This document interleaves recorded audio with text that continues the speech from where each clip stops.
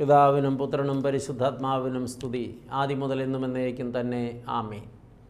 ദൈവതിരുനാമത്തിന് മഹത്വമുണ്ടാകട്ടെ. കർത്താവായ യേശുക്രിസ്തുവിലെ ഏറ്റവും സ്നേഹമുള്ള വാത്സല്യമുള്ള ദൈവമക്കളെ, ഒരു പ്രാവശ്യം കൂടെ നമ്മുടെ കർത്താവിൻ്റെ പാദപീഠത്തിൽ ചേർന്ന് വന്ന് അവിടുന്ന് നമുക്ക് തരുന്ന മാധുര്യമേറിയ ആലോചനകൾ ഹൃദയത്തിൽ സ്വീകരിച്ച് സ്വാംശീകരിപ്പാൻ നമുക്ക് ഭാഗ്യവും സന്ദർഭവും ഒരുക്കി തന്ന നല്ലവനായ ദൈവത്തെ നന്ദിയോടെ സ്തോത്രം ചെയ്യാം. കഴിഞ്ഞ 3 പ്രാവശ്യങ്ങളിലായി 2 മനോഭാവങ്ങളിൽ ഒന്ന് സ്വീകരിക്കപ്പെടുകയും ഒന്ന് തള്ളപ്പെടുകയും ചെയ്യുന്നതായി നാം കണ്ടു. 2 നിലപാടുകൾ ലോകത്ത് ജീവിക്കുന്ന മനുഷ്യരിൽ എല്ലാ കാലത്തുമുണ്ട്. ഏതെങ്കിലും ഒരു നിലപാടിൻ്റെ പക്ഷത്തായിരിക്കും ഏതൊരാളും. ഒരാൾക്ക് തന്നെ ഒരേ സമയത്ത് 2 നിലപാടെടുക്കാൻ കഴിയില്ല. എന്തുകൊണ്ടെന്നാൽ ഒരാൾക്ക് ഒരു സമയത്ത് ഒരു വഴിയിലൂടെ മാത്രമേ സഞ്ചരിക്കാൻ കഴിയുകയുള്ളൂ. ഒരേ സമയത്ത് വിപരീത ദിശയിലുള്ള 2 വഴിയിലേക്ക് സഞ്ചരിക്കാൻ മനുഷ്യനെ കൊണ്ട് പറ്റില്ല. ചിലരെങ്കിലും ഈ കാലഘട്ടത്തിൽ ശ്രമിച്ചുകൊണ്ടിരിക്കുന്നത് അങ്ങനെ ഒരു നിലപാടിന് വേണ്ടിയാണ്. ഞാൻ ലോകത്തിൻ്റെ വഴിയിലൂടെ നടന്നതൊക്കെ ആസ്വദിക്കുന്നുണ്ട്, അപ്പോൾ ഞാൻ ദൈവത്തിൻ്റെ വഴിയിലൂടെയാണ് നടക്കുന്നതെന്ന് വരുത്തി തീർക്കാനുള്ള വൃദ്ധാശ്രമം. ദൈവത്തിൻ്റെ വഴിയിലൂടെ പോകുന്നവർ ദൈവത്തിൻ്റെ വഴിയിലൂടെ തന്നെ ആയിരിക്കും പോകുന്നത്. അവർ ലോകത്തിൻ്റെ വഴിയിലൂടെ ആയിരിക്കില്ല. ലോകത്തിൻ്റെ വഴിയിലൂടെ പോകുന്നവർ ലോകത്തിൻ്റെ വഴിയിലൂടെ തന്നെയായിരിക്കും പോയിക്കൊണ്ടിരിക്കുന്നത്. അവർ ദൈവത്തിൻ്റെ വഴിയിലൂടെ പോകില്ല. കാരണം ഈ 2 വഴിയും എതിർ ദിശകളിലേക്ക് പോകുന്ന വഴികളാണ്. ലോകത്തിൻ്റെ വഴിയെ പോകുന്ന ഒരാൾക്ക് ഒരിക്കലും ദൈവത്തിൻ്റെ വഴി കണ്ടെത്താൻ കഴിയില്ല. കണ്ടെത്താൻ കഴിയണമെങ്കിൽ അവർ ദൈവസ്നേഹത്തിലേക്ക് എത്തിപ്പെടണം. പ്രിയപ്പെട്ടവരെ, നാം ഈ കണ്ട കഥാപാത്രങ്ങളെല്ലാം നിങ്ങളുടെ മനസ്സിൽ നിന്ന് മായാതെ നിൽക്കുന്നുണ്ട് എന്ന് വിചാരിക്കട്ടെ. അബ്രഹാം പിതാവുമായി ബന്ധപ്പെട്ട ഒരു ചിന്തയാണ് മുൻപ് പങ്കിട്ടത്.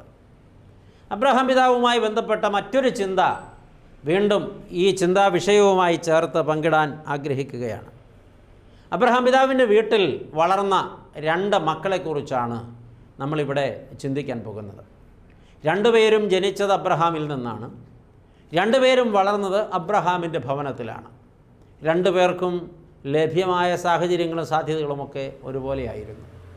എന്നാൽ പ്രിയപ്പെട്ടവരെ, നാം വിശദമായി വിലയിരുത്തുമ്പോൾ ഇവിടെ ഒരു പ്രതിസന്ധി ഉള്ളതായിട്ട് നമുക്ക് കാണാൻ പറ്റും. അബ്രഹാമിൻ്റെ വീട്ടിൽ വളർന്ന ആ 2 പേർ, ഒരാൾ ഇസ്മായേലും ഒരാൾ ഇസഹാക്കുമായിരുന്നു.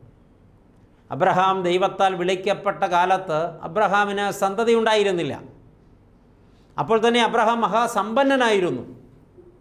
ആ കാലഘട്ടത്തിൽ എബ്രായരുടെ ചിന്തയനുസരിച്ച് ഒരാൾ ദൈവത്താൽ അനുഗ്രഹിക്കപ്പെട്ടവനാണോ അല്ലയോ എന്ന് വിലയിരുത്തുന്നത് 2 മാനദണ്ഡങ്ങളുടെ വെളിച്ചത്തിലാണ്. അത് കേട്ട് ഇന്നാരും സങ്കടപ്പെടുകയൊന്നും വേണ്ട. അന്നത്തെ ഒരു വിലയിരുത്തലാണ് പറയുന്നത്. ഒന്ന്, അവൻ സാമ്പത്തികമായി അല്ലെങ്കിൽ സാമൂഹ്യപരമായി അവൻ മഹാസമ്പന്നനായിരിക്കണം. ആ കാര്യത്തിൽ അബ്രഹാം സമ്പന്നനായിരുന്നു. 1000കണക്കിന് ആടുമാടുകളും സ്വന്തമായി കുറേ മേച്ചിൽപ്പുറങ്ങളുമൊക്കെ ഉള്ള ആ നാട്ടിലെ ഒരു പൗരപ്രമുഖനും പ്രമാണിയുമായ ധനാഢ്യനായൊരു മനുഷ്യനായിരുന്നു അബ്രഹാം. അബ്രഹാം അന്നും സമ്പന്നനാണ്. പക്ഷേ ദൈവാനുഗ്രഹത്തിൻ്റെ ഏറ്റവും പ്രധാനപ്പെട്ട അടയാളമായി എബ്രായർ വിലയിരുത്തിയിരുന്നത് അവന് സന്തതി ഉണ്ടാവുക, അവന് പരമ്പരകൾ ഉണ്ടാവുക എന്നുള്ളതാണ്. ആ കാര്യത്തിൽ അബ്രഹാം ഒരു ദരിദ്രനായിരുന്നു. അതുകൊണ്ട് തന്നെ അബ്രഹാം ഒരു സമ്പന്നനാണെന്ന് അബ്രഹാമിന് ഒരിക്കലും തോന്നിയിട്ടില്ല. ഒരുപാട് സമ്പത്തുണ്ടെങ്കിലും അനന്തരാവകാശിയില്ലാത്ത ഞാനൊരു ദരിദ്രനാണെന്ന് തന്നെയാണ് അവൻ വിശ്വസിച്ചിരുന്നത്. എബ്രായരുടെ ചിന്താഗതിയാണത്. അബ്രഹാം ദൈവത്തോട് പറഞ്ഞു, കർത്താവേ, എനിക്ക് ആകെ എൻ്റെ ജീവിതത്തിൽ ഒരേ ഒരു വിഷമം മാത്രമേ ഉള്ളൂ, എനിക്ക് തലമുറകളില്ല. ഇത് അബ്രഹാമും ദൈവവും തമ്മിൽ സംസാരിക്കുമ്പോൾ അബ്രഹാമിന് പ്രായം 75 വയസ്സാണ്. ഈ 75ാമത്തെ വയസ്സിൽ ദൈവം അബ്രഹാമിനോട് പറഞ്ഞു, അബ്രഹാമേ, നീ എന്തിനാണ് സങ്കടപ്പെടുന്നത്? നിന്നെ പേര് ചൊല്ലി വിളിച്ച് വാഗ്ദത്ത ദേശത്തേക്ക് വഴി നടത്താൻ കരുത്തുള്ള ഞാൻ നിനക്ക് തലമുറകളെ തരാൻ ശക്തനാണ്. നീ വിശ്വസിക്കുന്നില്ലേ? അവൻ പറഞ്ഞു, ഞാൻ വിശ്വസിക്കുന്നു. അബ്രഹാം പിതാവിനെ ദൈവം ഉറപ്പിക്കാൻ വേണ്ടി അവനോട് ദൈവം പറഞ്ഞു, ഇപ്പോൾ സന്ധ്യ കഴിഞ്ഞിരിക്കുന്നല്ലോ, ഭൂമിയെ ഇരുട്ട് മൂടിയിരിക്കുന്നു, നീ ആകാശത്തേക്ക് നോക്ക്. അവൻ നോക്കി. എന്താണ് കാണുന്നത്? ധാരാളം നക്ഷത്രങ്ങളുണ്ട്. ദൈവമേ, നീ ഈ നക്ഷത്രങ്ങളെല്ലാം എണ്ണി തിട്ടപ്പെടുത്തി എത്ര എണ്ണമുണ്ടെന്ന കണക്കെന്നോട് പറയണം. അബ്രഹാം ദൈവത്തോട് പറഞ്ഞു, ദൈവമേ, അത് സാധിക്കുമെന്ന് തോന്നുന്നില്ല. എന്തേ? എണ്ണിയാൽ തീരാത്ത നക്ഷത്രങ്ങളുണ്ട് ആകാശത്ത്. ഒരിക്കലും അത് എണ്ണി തീർക്കാൻ ഒരു മനുഷ്യനെ കൊണ്ട് കഴിയില്ല. അത് എണ്ണാൻ ശ്രമിക്കുന്നവൻ ലോകത്തെ ഏറ്റവും വലിയ വിഡ്ഢികളിൽ ഒരാളായിരിക്കും. അവിടുന്ന് എന്നെ അങ്ങനെയാണോ വിലയിരുത്തുന്നത്? അപ്പോൾ അബ്രഹാം, നീ പറഞ്ഞു വരുന്നത് ഇത് എണ്ണി തീർക്കാൻ കഴിയില്ല എന്നാണോ? അതേ കർത്താവേ, എന്നാൽ അതുപോലെ ഞാൻ നിനക്ക് മക്കളെ തരും. പറഞ്ഞതിൻ്റെ അർത്ഥം അതാണ്, നിൻ്റെ സന്തതിയെ ലോകത്ത് ഒരിക്കലും ആരും എണ്ണിത്തീർക്കില്ല. എണ്ണിത്തീർക്കാൻ പറ്റാത്തത്രയും സന്തതികളെ ഞാൻ നിനക്ക് തരും. നിൻ്റെ സന്തതി അതുപോലെ പെരുകും, ഈ ഭൂമിയിൽ നിറയും. വാഗ്ദത്തമാണ്. അബ്രഹാം അത് അങ്ങനെ തന്നെ വിശ്വസിച്ചു എന്ന് വെച്ചാൽ ഒട്ടും വെള്ളം ചേർക്കാതെ അങ്ങനെ തന്നെ അവൻ വിഴുങ്ങി. ദൈവം പറഞ്ഞ ആ വാഗ്ദത്തത്തെ അവൻ ഗർഭം ധരിച്ചു. എൻ്റെ സന്തതി, എൻ്റെ രക്തത്തിൽ പിറക്കുന്ന സന്തതി ആർക്കും എണ്ണിത്തീർക്കാൻ കഴിയാത്ത ഒരു സമൂഹമായി വളരും. അബ്രഹാമിൻ്റെ വിശ്വാസത്തിൻ്റെ തീക്ഷ്ണത അത്ര വലുതായിരുന്നു. അബ്രഹാം അത് അംഗീകരിച്ചു. ദൈവവുമായിട്ടുള്ള നിരന്തര സമ്പർക്കത്തിൽ, നിരന്തരമായി ദൈവത്തെ ആരാധിച്ച്, ഹോമയാഗങ്ങളിൽ ദൈവത്തിൻ്റെ സാന്നിധ്യം അവൻ കണ്ട്, ദൈവത്തോട് ഇടപെട്ട് അബ്രഹാം ദൈവത്തിൻ്റെ സ്നേഹിതനായി ജീവിക്കുകയാണ്. സത്യത്തിൽ വേദപുസ്തകത്തിൽ ഉൽപ്പത്തി പുസ്തകം പഠിക്കുമ്പോൾ ദൈവത്തിൻ്റെ ഏറ്റവും അടുത്ത സ്നേഹിതരിൽ ഒരാളായിട്ടാണ് അബ്രഹാം ജീവിച്ചത്. അബ്രഹാമിൻ്റെ ജീവിതത്തിൽ ഒരു പ്രാണസ്നേഹിതനുണ്ടായിരുന്നോ എന്ന് ചോദിച്ചാൽ ഉണ്ടായിരുന്നു. അത് ദൈവമായിരുന്നു. ദൈവത്തിന് ഒരു പ്രാണസ്നേഹിതനുണ്ടായിരുന്നു. അത് ഒരുപാട് പേരുണ്ട്. ആ കൂട്ടത്തിൽ അഗ്രഗണ്യനായ ഒരാളാണ് അബ്രഹാം. ദൈവം അത്രമാത്രം അബ്രഹാമിനെ സ്നേഹിച്ചിരുന്നു. അവർ അത്രമാത്രം ചേർന്ന് നടന്നിരുന്നു. പ്രിയപ്പെട്ടവരെ, കുറച്ച് നാളുകൾ കഴിഞ്ഞ് അബ്രഹാം ദൈവത്തോട് ചോദിച്ചു, സ്വാഭാവികമായിട്ടും മനുഷ്യനല്ലേ, ദൈവമേ, ഒരു വാഗ്ദത്തം നിലനിൽക്കുന്നല്ലോ, അത് ഇതുവരെ നടപ്പായി കണ്ടില്ല. ദൈവം ചോദിച്ചു, അബ്രഹാമേ, നിനക്ക് സംശയമുണ്ടോ? കർത്താവ് സംശയം കൊണ്ട് ചോദിച്ചല്ല, സമയം കടന്നു പോവുകയാണ്, എനിക്ക് പ്രായവുമേറുകയാണ്, അതുകൊണ്ടാണ്. ആ നടപ്പ് ചെന്ന് നിന്നത് കടൽ തീരത്താണ്. ദൈവം പറഞ്ഞു, അബ്രഹാമേ, ഈ കടൽ തീരത്ത് ധാരാളം മണൽത്തരികളുണ്ടല്ലേ? ഉണ്ട്. ഇതൊന്ന് എണ്ണി തിട്ടപ്പെടുത്തി എത്ര മണൽത്തരി കാണുമെന്ന് നിനക്ക് പറയാമോ? അബ്രഹാം പെട്ടെന്ന് ആശ്ചര്യത്തോട് ചോദിച്ചു, ദൈവമേ, അത് സംഭവ്യമല്ല. ഒരു മനുഷ്യനെ കൊണ്ട് 1 ആയുസ്സല്ല 100 ആയുസ് ജനിച്ചാലും ഈ കടൽക്കരയിലെ മണൽ എണ്ണി തീർക്കാൻ പറ്റില്ല. ഒരു പിടി മണൽ വാരിയാൽ അതുപോലും എണ്ണി തീർക്കാൻ പറ്റില്ലല്ലേ? ഇല്ല. എങ്കിൽ അബ്രഹാം, നിൻ്റെ സന്തതിയെ ലോകത്താരും എണ്ണി തീർക്കില്ല.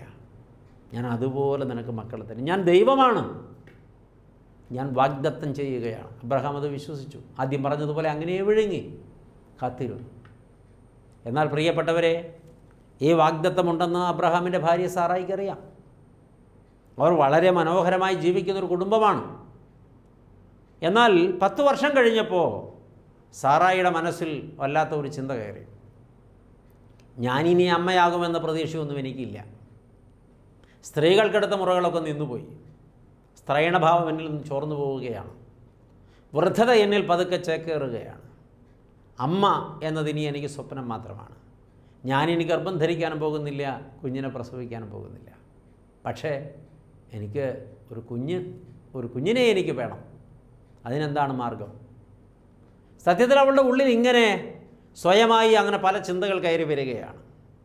അവൾ പരവേശിതയാവുകയാണ്. നോക്കണം, അബ്രഹാമിനുണ്ടായിരുന്ന നിഷ്കളങ്കമായ വിശ്വാസം സാറായിക്കുണ്ടായിരുന്നില്ല.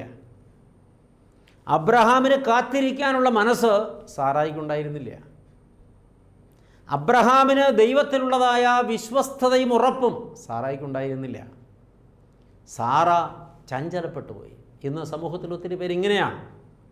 ദൈവം ഒരു വാഗ്ദത്തം തന്നിരിക്കെ ആ വാഗ്ദത്തം നിവൃത്തിയാകുവോളം, ദൈവത്തിൻ്റെ ദിവസം വരുവോളം, ദൈവത്തിൻ്റെ സമയം വരുവോളം യാതൊരു മടുപ്പും കൂടാതെ കാത്തിരിക്കണം. ക്ഷമയോടെ, വിശ്വാസത്തോടെ, വിശ്വാസത്തിൻ്റെ തീക്ഷ്ണതയോടെ കാത്തിരിക്കണം. ദൈവത്തിനൊരു സമയം ഉണ്ട്. ആ സമയത്ത് ദൈവം പ്രവർത്തിക്കും, നിശ്ചയം. അസാധ്യമെന്നൊക്കെ നമുക്ക് തോന്നുന്ന മൊമെൻറ്റിലായിരിക്കും ദൈവം ആ കാര്യം ചെയ്യുന്നത്.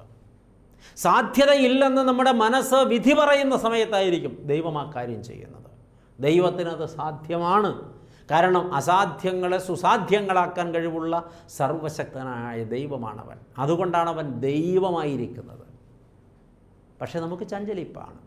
ഈ സാറായുടെ മനോഭാവവും സാറായുടെ കാഴ്ചപ്പാടുമൊക്കെയാണ് ഒത്തിരി പേർക്കുള്ളത്. സാറ അബ്രഹാമിനെ സ്നേഹത്തോടെ വിളിച്ച് പറഞ്ഞു, നോക്ക്, എൻ്റെ അവസ്ഥ ഇങ്ങനെയൊക്കെയാണ്, എൻ്റെ മനസ്സ് വല്ലാതെ പതറിപ്പോകുന്നുണ്ട്.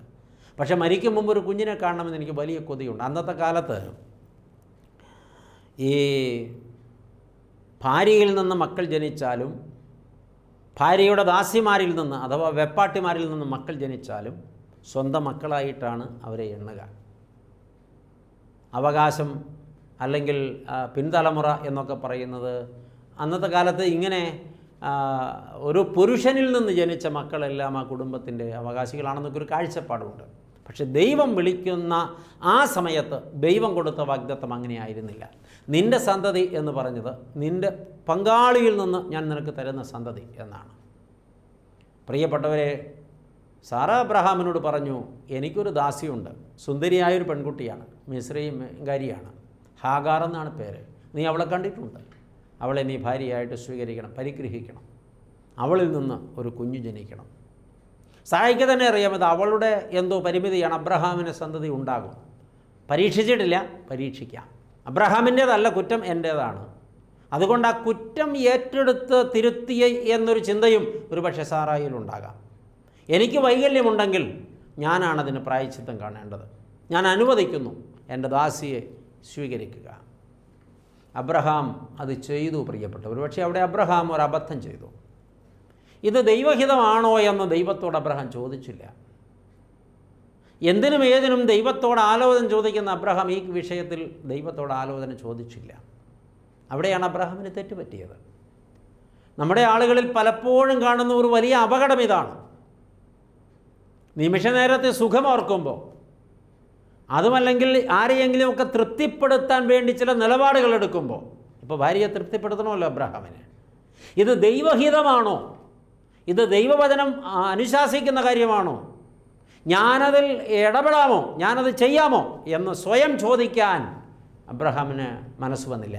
അബ്രഹാം അത്രയും കടന്ന് ചിന്തിച്ചില്ല. ഭാര്യ പറഞ്ഞു, അബ്രഹാം അത് പാലിച്ചു, അനുസരിച്ചു. എന്ന് വച്ചാൽ ദൈവം നൽകിയ വാഗ്ദത്തം നിലനിൽക്കുമ്പോൾ തന്നെ അബ്രഹാം മറ്റൊരു പിടിയിൽ അമർന്നുപോയി.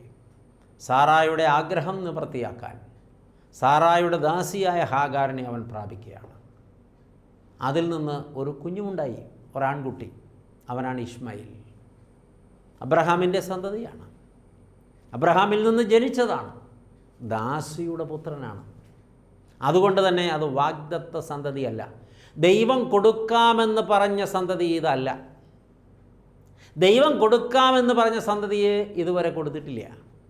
പക്ഷേ ദൈവം തരുമെന്ന് പറഞ്ഞത് നിലനിൽക്കുമ്പോൾ തന്നെ അതിനെ മറികടന്ന് ദൈവ പദ്ധതിക്ക് പുറത്ത് മറ്റൊരു കുഞ്ഞിന് ജന്മം നൽകിയിരിക്കുന്നു അബ്രഹാം. ഇശ്മായേൽ ഗർഭം ധരിച്ചത് മുതൽ ഹാഗാറിൻ്റെ നിലപാട് മാറി. അപ്പോഴവൾ യജമാനത്തിയായി പെരുമാറാൻ തുടങ്ങി, സാറായെ നിന്ദിക്കാൻ തുടങ്ങി. താൻ ഭാഗ്യമുള്ളവളാണ്, താൻ ഒരു സ്ത്രീയാണ്, താൻ പൂർണ്ണതയുള്ളൊരു സ്ത്രീയാണ്, അമ്മയാകാൻ ഭാഗ്യം ലഭിച്ചവളാണ്. ഇവളോ അതിനൊന്നും ഭാഗ്യമില്ലാത്തവൾ. സത്യത്തിൽ ഹാഗാർ യജമാനത്തിയാകാനൊരു ശ്രമം നടത്തി. അബ്രഹാം പിതാവിൻ്റെ അരികിൽ സാറ പരാതിപ്പെടുന്നുണ്ട്. അബ്രഹാം അത് പറഞ്ഞ് രണ്ടുപേരെയും സമാധാനത്തിലാക്കി. ഹാഗാറിനോട് അബ്രഹാം ശാസിച്ചിട്ടുണ്ടാകണം.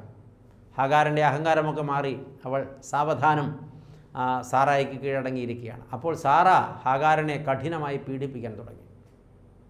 യജമാനത്തിയുടെ അധികാരം അവൾ എടുത്തു. സത്യത്തിൽ ഈ ഹാഗാറിനോട് സാറായിക്ക് ഭയങ്കര സ്നേഹമായിരുന്നു. പക്ഷെ അവളുടെ കണ്ണിൽ താൻ നിന്ദിക്കപ്പെടുന്നുവെന്ന് കണ്ടപ്പോൾ സാറ അവളുടെ സ്വഭാവം മാറ്റി. സ്നേഹത്തിന് പകരം ദ്വേഷം കൊടുത്തു. ഒരുപാട് പീഡിപ്പിച്ചു അവളെ, ഒരുപാട് അവളെ നിന്ദിച്ചു, ഒരുപാട് പരിഹസിച്ചു. അത് വലിയ സംഘർഷമായി തീർന്നു. സ്ത്രീകൾ തമ്മിലുള്ള യുദ്ധം. അബ്രഹാം ഇതിനിടയിൽ പെട്ടുപോയി. പ്രിയപ്പെട്ടവരെ, എന്നാൽ അവളൊരു കുഞ്ഞിനെ പ്രസവിച്ചപ്പോൾ ആ കുഞ്ഞ് സാറായുടെ മടിയിൽ അവൾ സ്വീകരിച്ചു. സ്വന്തം കുഞ്ഞിനെ പോലെയാണ് അവൾ അതിനെ വളർത്തിയത്. ഹാഗാറിന് അതിനടുത്ത് ബഹുമാനം കിട്ടി. ഈ കുഞ്ഞ് വന്ന് പിറന്നാൽ ഏത് സംഘർഷമുള്ള വീട്ടിലും വലിയൊരു അയവ് വരും. ഒരു കൊച്ചു കുഞ്ഞൊരു വീട്ടിലുണ്ടെങ്കിൽ ആ വീടിൻ്റെ അന്തരീക്ഷം മാറ്റാൻ ആ കുഞ്ഞിന് പറ്റും. ഒരു കുഞ്ഞിന് എത്ര ശക്തിയുണ്ടെന്നുള്ളത് അപ്പോഴാണ് നമ്മൾ മനസ്സിലാക്കുന്നത്. പരസ്പരം കലഹിച്ചിരുന്ന, പോരടിച്ചിരുന്ന പല ദമ്പതിമാരും അവരുടെ കലഹം അവസാനിപ്പിച്ച് സ്നേഹത്തിൻ്റെ പാതയിലെത്തിയത് ഒരു കുഞ്ഞു പിറന്നപ്പോഴാണ്. അപ്പോൾ എട്ടും പൊട്ടും തിരിയാത്ത, ചിരിക്കാനോ കരയാനോ മാത്രം അറിയാവുന്ന ഒരു പിഞ്ചു പൈതലിന് വലിയ മനുഷ്യരുടെ മനസ്സിൽ എത്ര വലിയ ചലനങ്ങൾ ഉണ്ടാക്കാൻ കഴിയുമെന്ന് നമ്മളിപ്പോഴും ഇനിയും വിലയിരുത്തേണ്ടതാണ്. കുഞ്ഞു വന്നതോട് കുറേ സമാധാനമായി. കുഞ്ഞു വളരുകയാണ്. ആ വീടിൻ്റെ അവകാശിയായിട്ട് തന്നെയാണ് അവൻ വളരുന്നതും അവനെ വളർത്തുന്നതും. പക്ഷേ വർഷങ്ങൾ കൊഴിഞ്ഞു പോകുമ്പോൾ, ഏതാണ്ടൊരു 15 വർഷം കഴിഞ്ഞപ്പോൾ, ഈ കുട്ടിക്ക് 15 വയസ്സാകുമ്പോൾ വാഗ്ദത്തം നിവൃത്തിയായി. അബ്രഹാമിൽ നിന്ന് സാറ ഗർഭം ധരിച്ച് ഇസഹാക്കിനെ പ്രസവിച്ചു. അപ്പോൾ സാറായുടെ നിലപാട് വീണ്ടും മാറുകയാണ്. സാറ വീണ്ടും ഹാഗാരിനെയും മകനെയും ഉപദ്രവിക്കാനായിട്ട് തുടങ്ങി. തൻ്റെ കുഞ്ഞ് പിറന്നു കഴിഞ്ഞപ്പോൾ സാറായുടെ ഉള്ളിങ്ങനെ പറഞ്ഞു, ഇവൻ ഈ വീട്ടിലെ മൂത്തയാളാണ്, അബ്രഹാമിൽ നിന്ന് ജനിച്ചതാണ്, അവനോട് വളർന്നാൽ സ്വാഭാവികമായിട്ടും അവൻ അവകാശം ചോദിച്ചേക്കാം. സാറ അവനെ പുറത്താക്കി കളയാൻ അബ്രഹാമിനോട് പറയുന്നു. അബ്രഹാമിൻ്റെ നിസ്സഹായത പലപ്പോഴും നമ്മെ വളരെയധികം കുഴയ്ക്കുന്നതാണ്. ദൈവത്തിൻ്റെ കൽപ്പന മറന്ന് ഭാര്യയുടെ കൽപ്പനയ്ക്ക് കീഴ്പ്പെട്ടതിൻ്റെ തകരാറാണത്.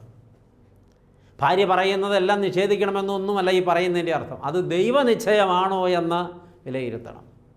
ഭാര്യയുടെ സ്ഥാനത്ത് ഇനി മറ്റൊരാളായാലും ഒരു കാര്യം നമ്മളോട് ആവശ്യപ്പെടുമ്പോൾ അല്ലെങ്കിൽ നമ്മളെ നിർബന്ധിക്കുമ്പോൾ അത് ദൈവനിശ്ചയമാണോ എന്ന് വിലയിരുത്തണം. അല്ലെങ്കിൽ കൊടുക്കേണ്ട വില ചെറുതായിരിക്കില്ല, വലുതായിരിക്കും. അബ്രഹാം ഏറ്റവും കൂടുതൽ സങ്കടപ്പെടേണ്ടി വന്നത് ഈ ഒരു വിഷയത്തിലാണ്. ഒരുപക്ഷെ ജീവിതത്തിൽ എവിടെയെങ്കിലും അബ്രഹാം പരാജിതനായോ എന്ന് ചോദിച്ചാൽ അത് ഈ ഒരു വിഷയത്തിലാണ്. അബ്രഹാമിൻ്റെ ജീവിതം സംഘർഷഭരിതമായി അത് ഈ ഒരു വിഷയത്തിലാണ്. ഇവിടെ എന്താ പ്രശ്നം?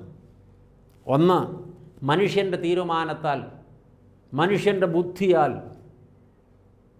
ദാസിയിൽ നിന്ന് ജനിച്ച ഒരു മകൻ, ദൈവത്തിൻ്റെ തീരുമാനത്താൽ ദൈവനിയോഗപ്രകാരം സ്വതന്ത്രയായ ഭാര്യയിൽ നിന്ന് ജനിച്ച രണ്ടാമത്തെ മകൻ. അവകാശി ഒരാളെ ആകാൻ പറ്റത്തുള്ളൂ. അബ്രഹാമിൻ്റെ സന്തതിക്കാണ് വാഗ്ദത്തം. അബ്രഹാമിൻ്റെ സന്തതി വാഗ്ദത്തപ്രകാരം ജനിച്ച സന്തതി, ദൈവ പദ്ധതി പ്രകാരം ജനിച്ച സന്തതി. മറ്റേതിനകത്ത് ദൈവ പദ്ധതിയില്ല. പ്രിയപ്പെട്ടവരെ, ലോകത്ത് ഒരുപക്ഷെ മനുഷ്യൻ ചിന്തിക്കുന്നത് തങ്ങൾ ചെയ്യുന്ന സകല കാര്യങ്ങളും ദൈവ പദ്ധതിയാണെന്നാണ്. ആകില്ല. ദൈവവചനം അനുശാസിക്കാത്തതും ദൈവം അനുവദിക്കാത്തതുമായ എന്തെങ്കിലും ഒരു കാര്യം മനുഷ്യൻ ചെയ്തിട്ട് അത് ദൈവം അറിഞ്ഞിരുന്നു, അതുകൊണ്ടത് ദൈവ പദ്ധതിയാണെന്ന് വ്യാഖ്യാനിച്ചാൽ അതിൽ യുക്തിയില്ല. ദൈവം അറിഞ്ഞിരുന്നു, സത്യമാണ്, പക്ഷേ ദൈവ പദ്ധതിയല്ല. നമ്മൾ പലപ്പോഴും എടുക്കുന്ന പല തീരുമാനങ്ങളും ദൈവവചനത്തോട് ചേർന്ന് പോകുന്നതോ ദൈവ പദ്ധതി പ്രകാരമോ ഉള്ളതല്ല. സ്വന്തം ബുദ്ധി കൊണ്ട് പലതും ചെയ്തിട്ട് നാം പിന്നെ അത് ദൈവ പദ്ധതിയാണെന്ന് അങ്ങ് ആശ്വസിക്കുകയോ അല്ലെങ്കിൽ അങ്ങനെ ആക്കി തീർക്കാൻ ശ്രമിക്കുകയോ ചെയ്യുകയാണ്. സാധ്യമാകില്ല. ഇവിടെ എന്ത് സംഭവിക്കുന്നു? ദാസിയുടെ പുത്രൻ, മനുഷ്യബുദ്ധിയിൽ നിന്ന് ഉരുത്തിരിഞ്ഞവൻ, മനുഷ്യൻ്റെ ആലോചനയുടെ ബാക്കിപത്രമായവൻ പുറന്തള്ളപ്പെടുകയാണ്. അവൻ അവകാശിയാകുന്നില്ല. ഇവിടെ ദൈവത്തെ കുറ്റപ്പെടുത്താൻ ഒക്കില്ല. കാരണം ദൈവത്തിന് ഇതിലൊരു റോളില്ല. ദൈവമല്ല അതിൻ്റെ ഉത്തരവാദി. അത് അബ്രഹാമും സാറായും മാത്രമാണ് അതിൻ്റെ ഉത്തരവാദി. പലരും പലപ്പോഴും ഇവിടെ ദൈവത്തെ പ്രതിക്കൂട്ടിൽ നിർത്താൻ ശ്രമിക്കുന്നത് ഞാൻ കണ്ടിട്ടുണ്ട്. അത് അനുവദിക്കാൻ പറ്റില്ല. മനുഷ്യ, നീ ചെയ്യുന്ന ഏത് തെറ്റിനും ദൈവം സമാധാനമുണ്ടാക്കണം അല്ലെങ്കിൽ ദൈവം ഉത്തരവാദിത്വം ഏറ്റെടുക്കണമെന്ന് പറയുന്നതിൽ ഒരു യുക്തിയുമില്ല. അങ്ങനെ ചിന്തിക്കുന്ന ആളുകളാണ് ഇത് ദൈവത്തിൻ്റെ കുറ്റമാണെന്ന് വ്യാഖ്യാനിക്കുന്നത്. ദൈവം പറഞ്ഞില്ല അങ്ങനെ ഒരു സന്തതിയെ ജനിപ്പിക്കാൻ. അത് ദൈവപദ്ധതി പ്രകാരം ജനിച്ച സന്തതിയല്ല. ദൈവപദ്ധതിയും ദൈവത്തിൻ്റെ വാഗ്ദാനവും നിലനിൽക്കുമ്പോൾ തന്നെ മനുഷ്യനതിനെ മറികടന്ന് ജനിപ്പിച്ച സന്തതിയാണത്. അത് പുറത്താക്കപ്പെട്ടു, സ്വീകരിക്കപ്പെട്ടില്ല. ദൈവപദ്ധതി പ്രകാരമുള്ളതല്ലാത്തതൊന്നും ദൈവസന്നിധിയിൽ സ്വീകരിക്കപ്പെടില്ല, അനുഗ്രഹിക്കപ്പെടുകയുമില്ല. എന്നാൽ അബ്രഹാമിനോട് ദൈവം പറയുന്നുണ്ട്, നിൻ്റെ ഭവനത്തിൽ അവൻ അവകാശിയാകയില്ല, പക്ഷേ അവൻ നിൻ്റെ സന്തതിയാകയാൽ ഞാൻ നിന്നോടുള്ള സ്നേഹത്തെ പ്രതി അവനെ വലിയൊരു ജാതിയാക്കും. ഒരു കുറവും വരാതെ ദൈവം അതും മനോഹരമായി ചെയ്തിട്ടുണ്ട്. ഇന്നും ലോകത്ത് നിറഞ്ഞ് പടർന്ന് പന്തലിച്ച് ഇഷ്മായേലിൻ്റെ വംശം നിൽക്കുകയാണ്. പ്രിയപ്പെട്ടവരെ, പക്ഷേ അബ്രഹാമിൻ്റെ വാഗ്ദത്ത സന്തതിയുമായിട്ട് അബ്രഹാമിൻ്റെ ദാസിപുത്രൻ എന്നും ശത്രുതയിലാണ്. ചരിത്രം അന്നു മുതൽ ഇന്ന് വരെ അത് പറഞ്ഞു വയ്ക്കുന്നുണ്ട്. യഹൂദനും അതുപോലെ തന്നെ മറുവശത്ത് ഇഷ്മായേലിൻ്റെ പാരമ്പര്യക്കാരും ചേർന്നു പോകുകയില്ല. ഒരിക്കലും തീരാത്ത യുദ്ധമാണ് നടക്കുന്നത്. ഒരപ്പൻ്റെ മക്കളാണെന്ന് ഓർക്കണം. ഒരപ്പൻ്റെ മക്കളാണ്, പക്ഷേ അവർ എന്നും ശത്രുക്കളായി ജീവിക്കുന്നു. അതെങ്ങനെയാണ് പ്രിയപ്പെട്ടവരെ? ദൈവപദ്ധതിയെ അതിലംഘിക്കുമ്പോൾ സംഭവിക്കുന്ന അനർത്ഥമാണത്. ഇസഹാക്കോ അവകാശിയായി തീർന്നു. അവൻ്റെ വംശപരമ്പരയിലാണ് അബ്രഹാമിൻ്റെ സന്തതി എന്ന് വിളിക്കപ്പെടുന്ന യേശു ക്രിസ്തുവിൻ്റെ ജനനം. അത് ഇസഹാക്കിൻ്റെ വംശപരമ്പരയിലാണ്. ദൈവം ഒരു പദ്ധതി ആവിഷ്കരിക്കുന്നത് ഒരുപാട് ദീർഘമായ കണ്ണോടുകൂടിയാണ്. അബ്രഹാമിൻ്റെ സന്തതിയിൽ നിന്ന് കാലങ്ങൾക്ക് ശേഷം ഈ ഭൂമിയിൽ തനിക്ക് ഒരു അഡ്രസ്സ് ഉണ്ടാകണമെന്ന് ദൈവം തീരുമാനിച്ചു. കാരണം മാനവകുലത്തെ വീണ്ടെടുക്കാൻ സ്വർഗം ഭൂമിയിൽ ഇറങ്ങേണ്ടത് അബ്രഹാമിൻ്റെ സന്തതിയായിട്ടാണ്. നിൻ്റെ സന്തതി മുഖാന്തിരം ലോകം അനുഗ്രഹിക്കപ്പെടുമെന്ന് ഉൽപ്പത്തി പുസ്തകം 22-ാം അധ്യായത്തിൽ ദൈവം നൽകിയ വലിയ വാഗ്ദത്തം യേശുക്രിസ്തു മുഖാന്തിരമുള്ള അനുഗ്രഹത്തെക്കുറിച്ച് പറഞ്ഞതാണ്. നിൻ്റെ സന്തതി മുഖാന്തിരം ലോകം അനുഗ്രഹിക്കപ്പെടുമെന്ന ആ വാഗ്ദത്തം യേശുക്രിസ്തു മുഖാന്തിരമുള്ള മഹാവീണ്ടെടുപ്പിനെക്കുറിച്ചും മഹാ അനുഗ്രഹത്തെക്കുറിച്ചും പറഞ്ഞു വെച്ചതാണ്. അത് ഇഷ്മായേലിൻ്റെ സന്തതിയിലല്ല വരിക. ദൈവത്തിൻ്റെ പദ്ധതി അങ്ങനെയാണ് സംഭവിക്കുക. പ്രിയപ്പെട്ടവരെ, നാം ഇപ്പോൾ ചിന്തിക്കേണ്ട ഒരു വിഷയം ഇതിൻ്റെ പിന്നിലുണ്ട്. നമ്മുടെ ജീവിതത്തിൽ ഇന്ന് നാം അനുഭവിക്കുന്ന അല്ലെങ്കിൽ നാം കണ്ടെത്തുന്ന, നാം പാലിക്കുന്ന കാര്യങ്ങളെല്ലാം ദൈവഹിതമനുസരിച്ചുള്ളതാണോ? ദൈവ പദ്ധതി പ്രകാരമുള്ളതാണോ? അതോ നമ്മുടെ ബുദ്ധിക്കനുസരിച്ച്, നമ്മുടെ കാഴ്ചപ്പാടിനനുസരിച്ച് നമ്മൾ സ്വയം രൂപപ്പെടുത്തിയെടുത്തിട്ടുള്ളതാണോ? സാറായിക്കും അബ്രഹാമിനും പറ്റിയ അബദ്ധം നമുക്കും പറ്റിയാൽ നാം അതിന് വില കൊടുക്കേണ്ടി വരും. ഒരിക്കലും അത് ദൈവസന്നിധിയിൽ സ്വീകരിക്കപ്പെടുകയോ അംഗീകരിക്കപ്പെടുകയോ ചെയ്യുകയില്ല. നീതിമാനും സത്യസന്ധനും വിശ്വസ്തനുമായ ദൈവത്തിന് ഒരു വാക്കേ ഉള്ളൂ. ദൈവത്തിന് അവിടെ വെള്ളം ചേർക്കാൻ കഴിയില്ല. ദൈവത്തിൻ്റെ നിലപാട് മാറ്റാനായിട്ട് ദൈവത്തെ നിർബന്ധിക്കില്ലേ ആരും. ദൈവത്തിൻ്റെ നിലപാടിനോട് ചേരുകയാണ് നമുക്ക് കാമ്യമായിട്ടുള്ളത്. നമ്മുടെ നിലപാടിനോടൊപ്പം ദൈവം അയഞ്ഞു വരണമെന്ന് ആരും പറയരുത്. സാധ്യമാകയില്ല. ആളുകളുടെ ചിന്താഗതി ദൈവം നിലപാടില്ലാത്ത ഒരാളായി മാറണമെന്നാണോ? അവസരവാദിയായി മാറണമെന്നാണോ? സാഹചര്യത്തിനനുസരിച്ച് വേഷം മാറിക്കെട്ടുന്ന നിലപാടില്ലാത്തൊരു വ്യക്തിയായി ദൈവം മാറണമെന്നാണോ? അങ്ങനെയാണോ നമ്മുടെയൊക്കെ ചിന്താഗതി? നമ്മൾ എന്ത് നിലപാടെടുത്താലും അതിൻ്റെ കൂടെ ദൈവം നിൽക്കണമെന്നാണ് നമ്മുടെ കാഴ്ചപ്പാടെങ്കിൽ നമുക്ക് തെറ്റി. ഒരിക്കലും അങ്ങനെ ചിന്തിക്കരുത്. ദൈവത്തിനൊരു നിലപാടുണ്ട്. ആ നിലപാടിനോട് ചേർന്ന് പോവുകയാണ് ദൈവത്തിൻ്റെ മക്കൾ ചെയ്യേണ്ടത്. ഇതാണ് നാം തിരഞ്ഞെടുക്കേണ്ടത്. നമ്മുടെ നിലപാടാണ് പ്രധാനം. അതാണ് ആരംഭം മുതൽ പറയുന്നത്. നമ്മുടെ മനോഭാവം എന്താണ്? നമ്മുടെ നിലപാടെന്താണ്? നമ്മുടെ കാഴ്ചപ്പാടെന്താണ്? അബ്രഹാം സാറായും കൂടെ ഇടക്കാലത്തെടുത്ത ആ ഒരു തീരുമാനത്തിൻ്റെ പക്ഷത്താണ് നമ്മളെങ്കിൽ ദൈവത്തെ ബാധ്യതപ്പെടുത്തരുത്. ദൈവത്തിന് ഉത്തരവാദിത്വമില്ല. മറിച്ച് ദൈവപദ്ധതിക്കുള്ളിലാണ് നമ്മളെങ്കിൽ നമ്മുടെ ജീവിതത്തിൽ ഏത് കാര്യത്തിലും ദൈവത്തിന് റെസ്പോൺസിബിലിറ്റി ഉണ്ട്. ദൈവം അത് മനോഹരമായി, വൃത്തിയായി, ചിട്ടയായി അത് ചെയ്യും. ഇന്ന് പലരും ചോദിക്കുന്നൊരു ചോദ്യം, എൻ്റെ കാര്യത്തിൽ എന്താണ് ദൈവം ഇടപെടാത്തത്? അല്ലെങ്കിൽ എൻ്റെ കാര്യത്തിൽ എന്താണ് ദൈവം നിലപാടെടുക്കാത്തത്? അതിൻ്റെ ഉത്തരവാദി ദൈവമല്ല. വ്യക്തമായിട്ടും അതിൻ്റെ ഉത്തരവാദി ദൈവമല്ല. നമ്മുടെ ചെയ്തികളുടെ ഉത്തരവാദിത്വം ദൈവത്തിൽ കെട്ടിവെച്ച് ദൈവത്തെ കുറ്റവാളിയാക്കി സ്വയം നീതീകരിക്കാമെന്ന വൃഥാശ്രമം ആർക്കെങ്കിലും ഉണ്ടെങ്കിൽ സാധ്യമാകില്ല. ദൈവത്തിൻ്റെ പദ്ധതിക്ക് കീഴടങ്ങുക, ദൈവത്തിൻ്റെ വാഗ്ദത്തത്തിന് അവകാശികളാവുക. ഈ ചിന്ത അങ്ങനെയൊരു രൂപപ്പെടലിലേക്ക് നമ്മെ എല്ലാവരെയും എത്തിക്കട്ടെ. ദൈവം അനുഗ്രഹിക്കട്ടെ. നമുക്കൊരു വാക്ക് പ്രാർത്ഥിക്കാം. സ്നേഹവാനായ ദൈവമേ, സ്വർഗീയ പിതാവേ, പാദപീഠത്തിൽ നിൻ്റെ മക്കളെ വിളിച്ചിരുത്തിയിട്ട് നീ മധുരമായി, ഹൃദ്യമായി, ആഴമായി ഞങ്ങളോടിന്ന് സംവദിച്ചിരിക്കുന്നു. ദൈവമേ, 2 മക്കൾ വളർന്നത് അബ്രഹാമിൻ്റെ ഭവനത്തിലാണ്.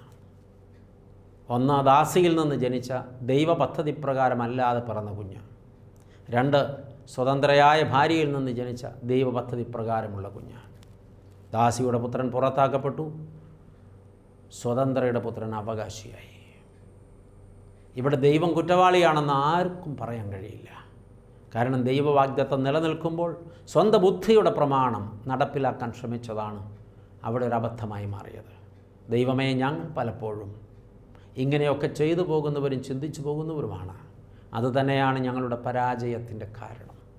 കാലങ്ങൾ മുൻപോട്ട് പോകും തോറും ദൈവപദ്ധതിയെ പുറന്തള്ളി സ്വന്തം പദ്ധതിയെ ദൈവപദ്ധതിയാക്കി വ്യാഖ്യാനിച്ച് മാറ്റിയെടുക്കാനുള്ള വൃഥാശ്രമമാണ് ലോകമനുഷ്യർ ചെയ്യുന്നത്. സ്വയം പരാജയപ്പെടുത്തുന്ന ആളുകളായി ഞങ്ങൾ മാറുന്നുവല്ലോ. ഞങ്ങളുടെ തെറ്റ് തിരുത്തുവാൻ, അവിടുത്തെ പദ്ധതിക്ക് കീഴടങ്ങുവാൻ, അവിടുത്തെ അനുഗ്രഹങ്ങൾ തലമുറകളിലൂടെ അനുഭവിപ്പാൻ ഭാഗ്യം തരുമാറാകണം. കൃപയിൽ പൊതിയണം. പ്രാർത്ഥന കേട്ടതുകൊണ്ട് സ്തോത്രം. ഞങ്ങൾ നിനക്കും നിൻ്റെ പിതാവിനും പരിശുദ്ധാത്മാവിനും സ്തുതിയും സ്തോത്രവും സമർപ്പിക്കുന്നു, ഇപ്പോഴും എപ്പോഴും എന്നേക്കും തന്നെ. ആമേൻ.